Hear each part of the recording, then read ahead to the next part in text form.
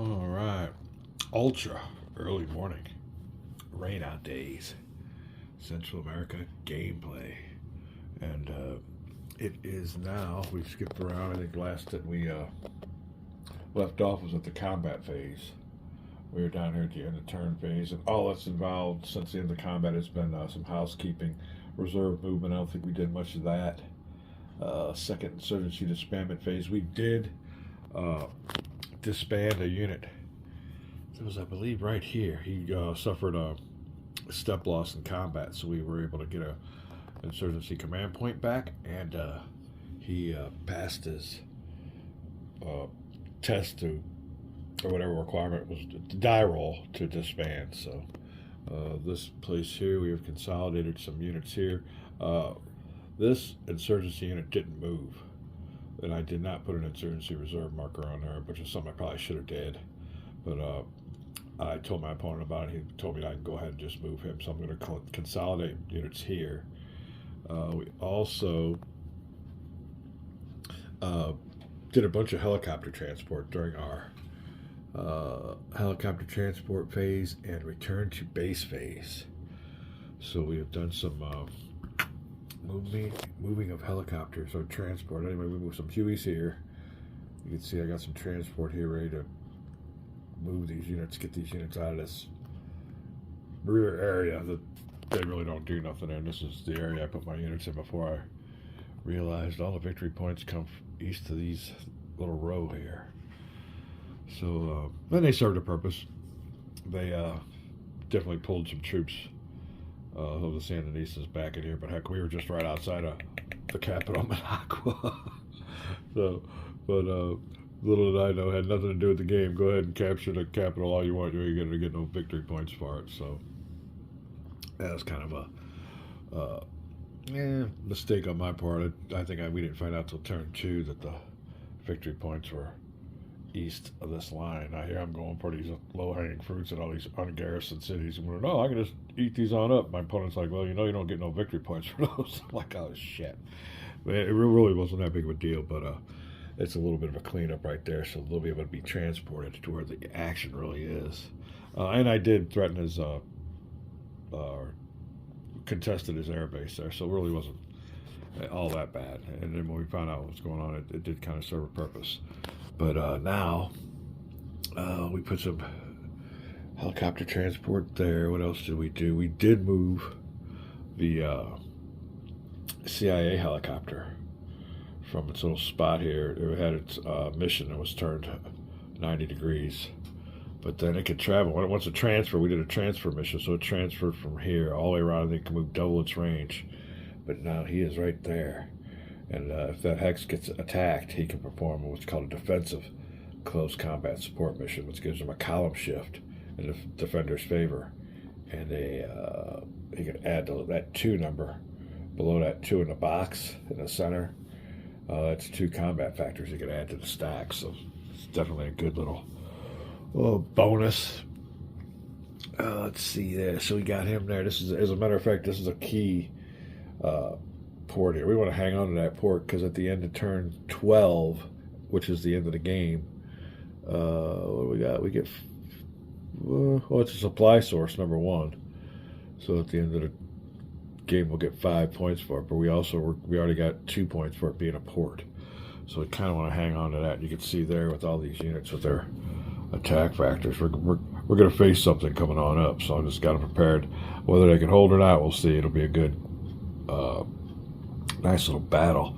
We got some units here anchored also, so if anybody gets around here, anywhere that's adjacent to this hex, they got to soak off an attack here. So the thing for the communist player to do is to start with this hex and work its way around to this hex. So I have 1, 2, 3, 4, 5 hexes to attack from. And you don't want to get in here, because then you have to mess with these boys. So that is the way the game is. Like I said, most of the victory points are over here. What they really wanted to do, I think, if we would have started it over, if we would have started game over, most of the fighting needs to go east of this. Although there is a rule in this scenario only that says the communist player out of Sandinista can only bring in units in Matagalpa, which is right here.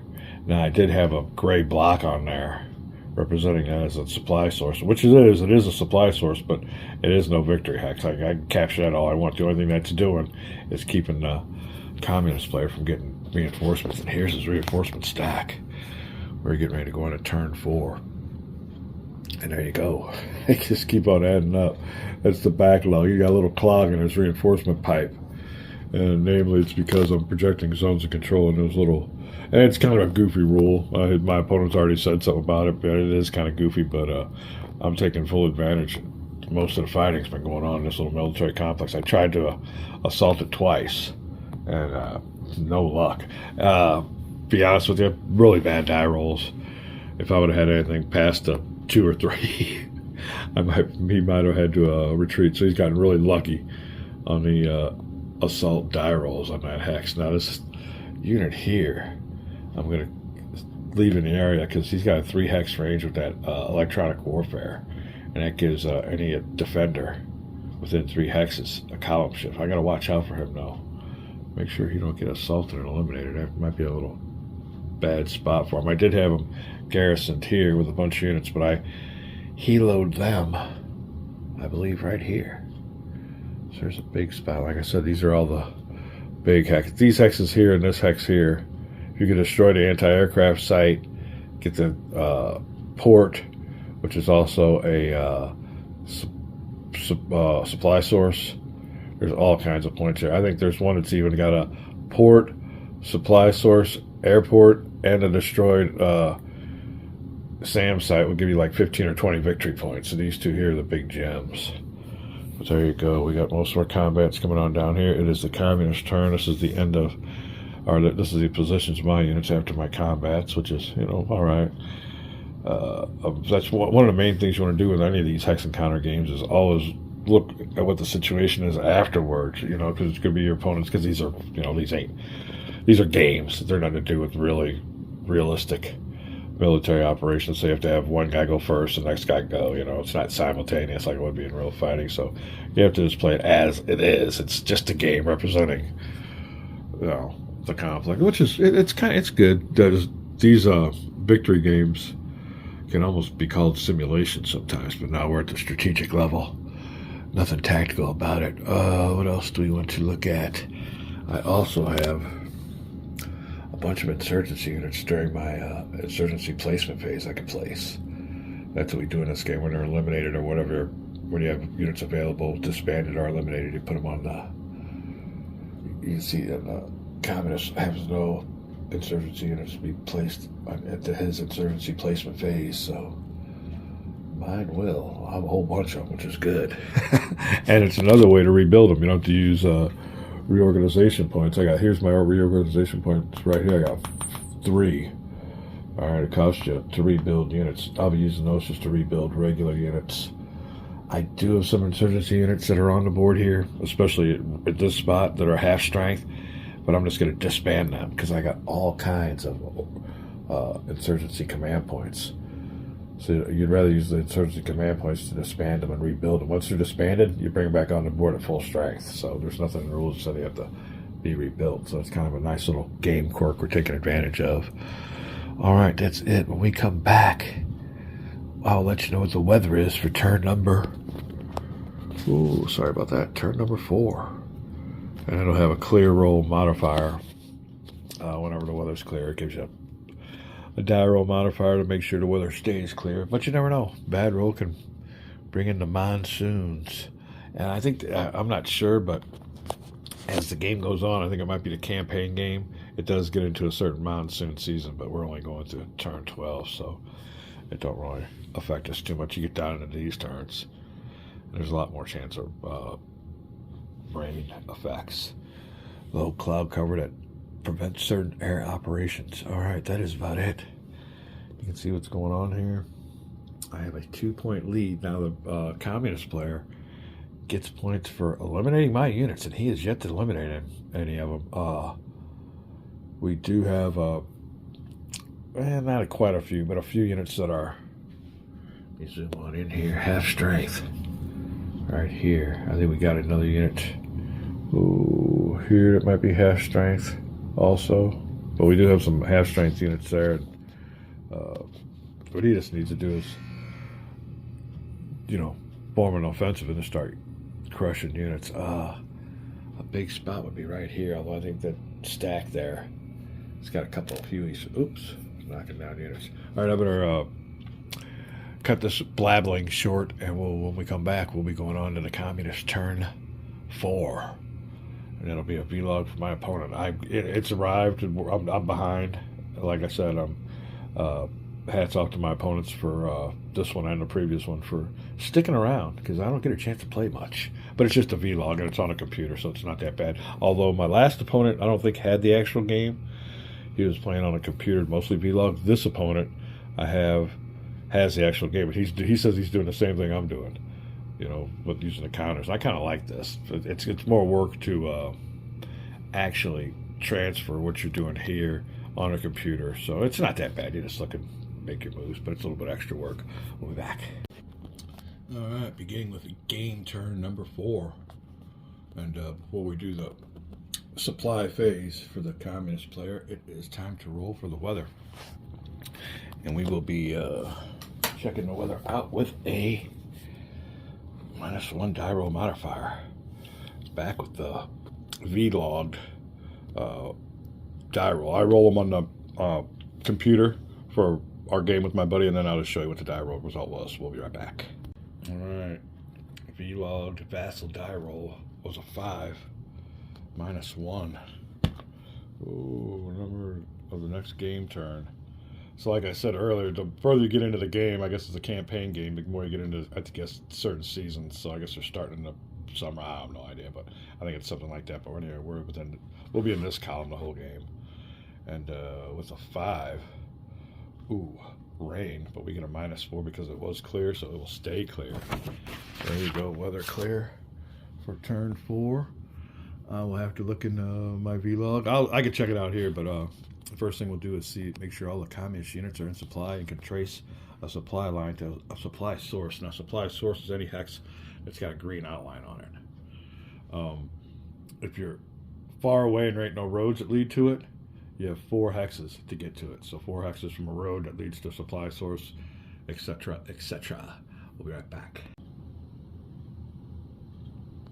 All right, then reorganization phase is over. And there's a couple units here.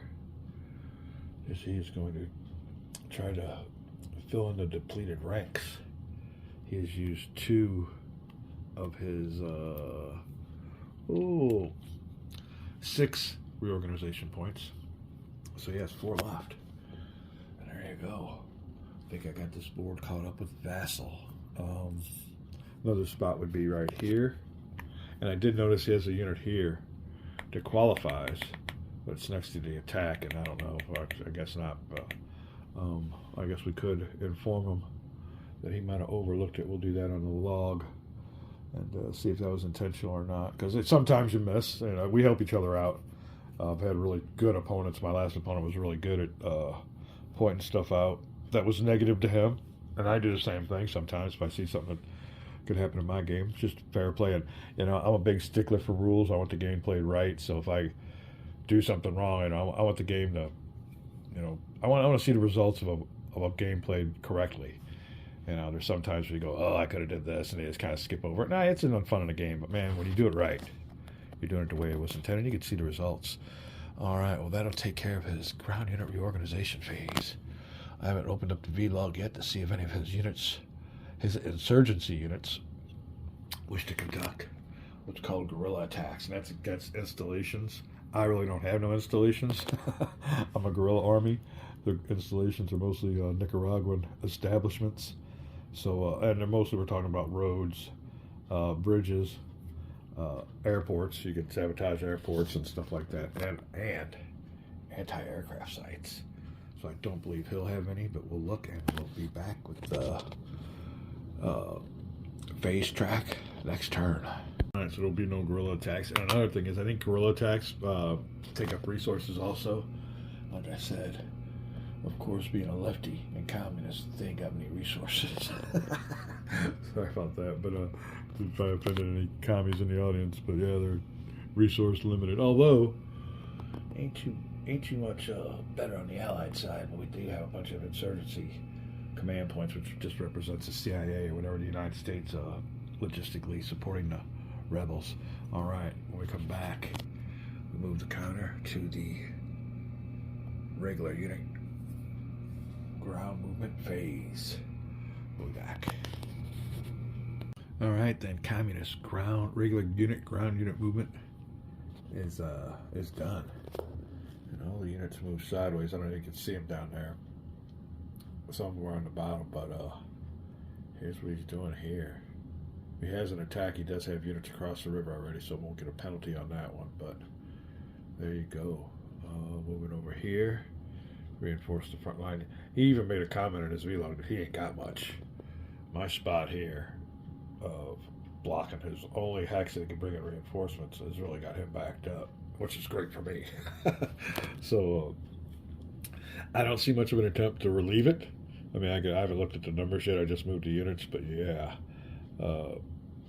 he did vacate this spot here. So during insurgency movement, he better get somebody in there, because that is a air group or an airfield that is ungarrisoned, and that is not good. I'll take that sucker in a heartbeat. Let me see.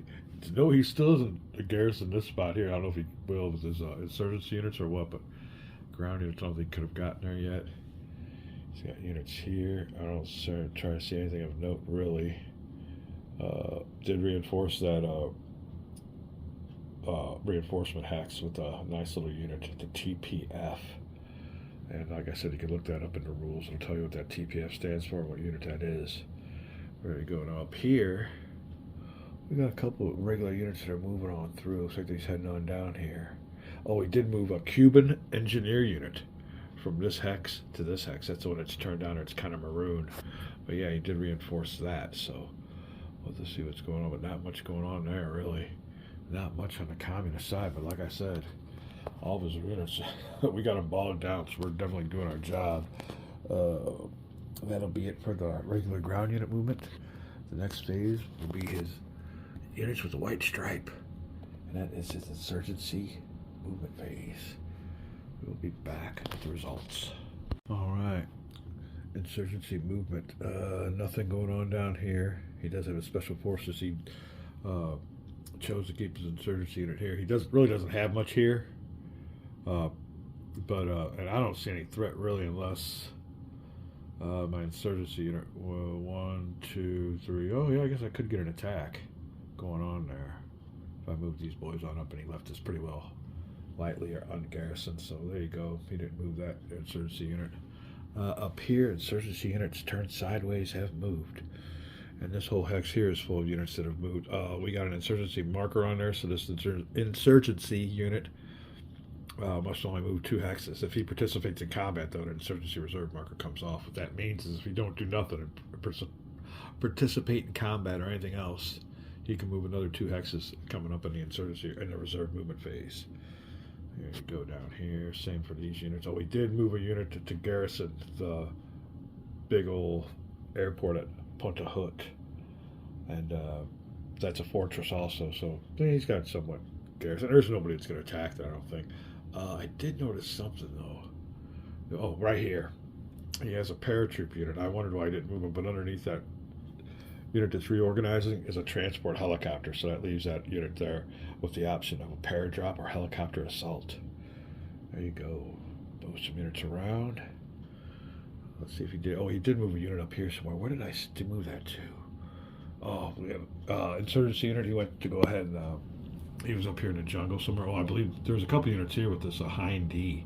He'll have to be repositioned because this is no longer to be an enemy occupied or supplied hex, but he'll get out of there next turn. But he moved his insurgency unit 1, 2, 3 hexes to garrison this big old spot here. And I think there's another unit in there, but he'll have an insurgency die roll modifier.